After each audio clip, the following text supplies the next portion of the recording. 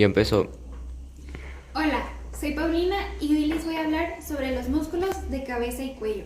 Recordando que los músculos pueden llegar a tener presencia en nuestro cuerpo cerca de 600, pueden contribuir a la homeostasis y tienen 4 propiedades: excitabilidad, elasticidad y además los músculos están conformados por 3 tipos de tejidos: el estriado, el cardíaco y el liso.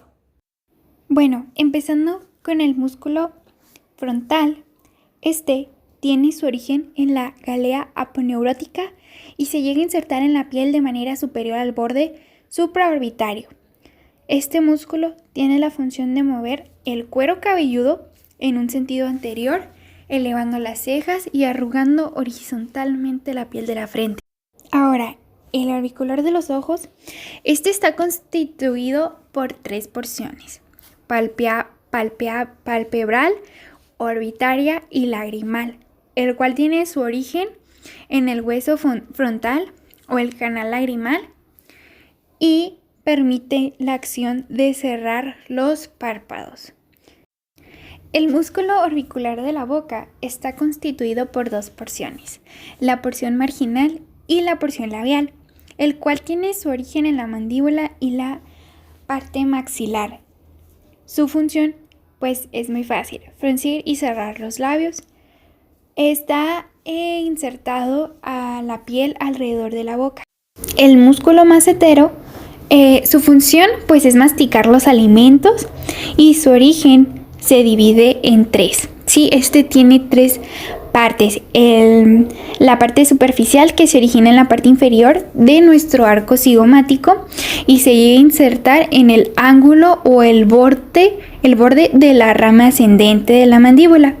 Nuestra porción media de este músculo tiene su origen en el borde inferior del mismo arco y se llega a insertar en el lugar anterior, pero en una parte, se puede decir, más superior. Y finalmente la porción profunda, que pues en contraste con las dos anteriores, esta se origina en la parte interna del arco cigomático y se llega a insertar en la apófisis coronoides de nuestra mandíbula. Bien, ahora el prócer o piramidal tiene su origen en el hueso nasal o del cartílago nasal lateral. Su función, pues, es muy fácil: es deprimir el extremo medial de nuestra ceja, arrugar la piel de la glabela. La piel de la glabela es donde se inserta este músculo. También tenemos el corrugador de la ceja. Su origen es en el arco superciliar y su inserción llega a ser en la piel de la frente, que está cerca de nuestro párpado. Su función es muy sencilla: arrugar la frente.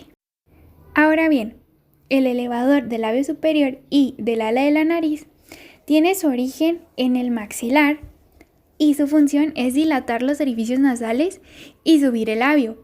La inserción de este músculo está en los orificios nasales y, por supuesto, en el labio superior. Ahora, estos 2 músculos, que a mi parecer son muy geniales, es el cigomático menor y el cigomático mayor. Yo, en lo personal, tenía la creencia que el cigomático mayor era el primero, pero en realidad es el cigomático menor. Ahora bien, el cigomático menor se origina en el hueso malar, que está en el borde externo, y se llega a insertar en una región oral de nuestra piel que está recubriendo el labio superior. Esta función de este músculo es elevar el labio y producir una expresión de tristeza, y que, a comparación del cigomático mayor, su origen va desde el pómulo a la comisura por fuera del precedente, mientras que su inserción es en la fascia mesetérica y, pues, su acción es elevar y llegar a abducir el músculo de nuestro labio. Nuestro músculo risorio está originado en la zona del músculo macetero, que se puede llamar la abnoneurosis maceterina, y se llega a insertar en la piel de la comisura de nuestros labios. Su función es retraer la misma comisura de nuestro labio. Con el músculo depresor del ángulo de la boca, este tiene su origen en el tubérculo mentoniano. Su función, pues también es deprimir el ángulo de la boca y se llega a insertar en el modiolo del ángulo de la boca. Ahora bien, el depresor del labio inferior. Su función principal, pues, es desplazar hacia abajo nuestras comisuras de nuestro labio para así producir como una depresión de los bordes de nuestros labios, por así decirlo. Se llega a originar en la mandíbula del lado de nuestro mentón y se puede llegar a insertar arriba de nuestro labio inferior. Nuestro músculo mentoniano se origina, pues muy fácil, en la mandíbula y se llega a insertar en la piel de nuestra mejilla. Su función es elevar y protruir nuestro labio inferior. Ahora bien, hablemos de los músculos del cuello. Principalmente tenemos el esternocleidomastoideo, que es un músculo que cuenta con 2 cabezas y se llega a originar, bueno, pues como su nombre lo indica, en el manubrio del esternón. Llega a pasar por clavícula y por un proceso mastoides del hueso temporal. Se puede llegar a contraer de 2 maneras, unilateral o bilateral. La primera es una flexión episilateral y que llega a permitir la rotación contralateral de nuestra columna cervical. A comparación que la bilateral, esta se extiende de la cabeza al cuello en un nivel también de nuestra columna cervical y permite una articulación atlanto-occipital flexionando el cuello. Ahora bien, el esplenio de la cabeza. Este es otro músculo del cuello y que se llega a originar en la última vértebra de nuestra columna cervical. También puede tener su paso en las primeras vértebras torácicas o en el ligamento cervical posterior, recorriendo hacia la parte de nuestra nuca y se llega a insertar en la región mastoidea de nuestro hueso occipital. Su función, pues muy fácil, es la inclinación y la rotación de la cabeza hacia un mismo lado. También puede llegar a tener un movimiento de extensión de nuestro cráneo y nuestro cuello. Bueno, siguiendo con los músculos de nuestro cuello, tenemos el elevador de la escápula. Este permite su origen en el ángulo de nuestro borde superior interno de nuestra escápula.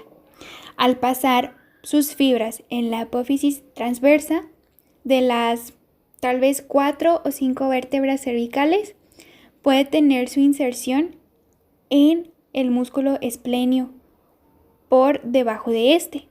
Su función puede llegar a ser que puede generar movimientos de nuestro hueso, mejor dicho, elevarlo. También puede tener acción sobre nuestra cabeza, es decir, la puede llegar a inclinar a un lado, teniendo 3 escalenos, el anterior, medio y posterior.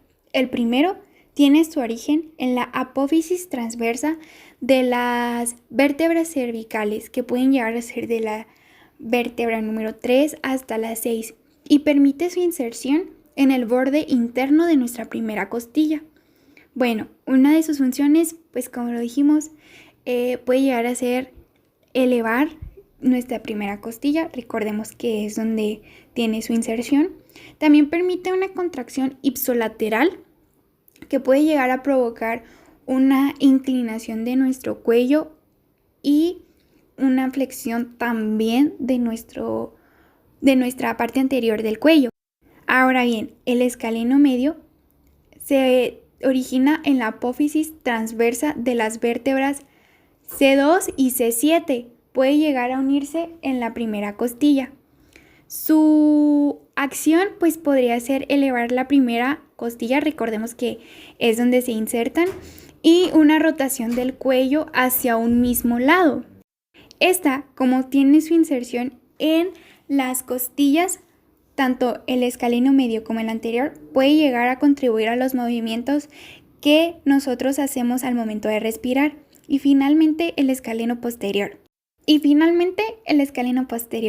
Este se origina en la apófisis transversa de las vértebras cervicales de 5 a la 7 y puede insertarse en la segunda costilla.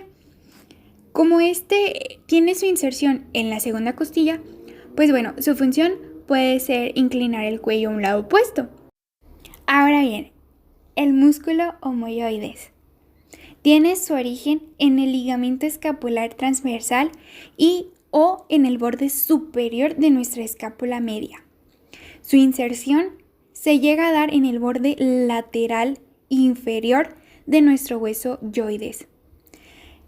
Su función puede llegar a ser que deprime y fija el hueso o permitir que su tendón intermedio se llegue a tensar sobre una fascia cervical y mantener a la vena yugular interna de una forma permeable. Finalmente tenemos el músculo trapecio. Este tiene una porción descendente y ascendente.